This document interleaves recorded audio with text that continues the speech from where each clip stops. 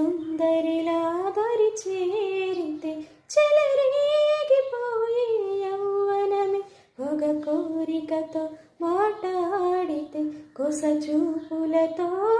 తాకితే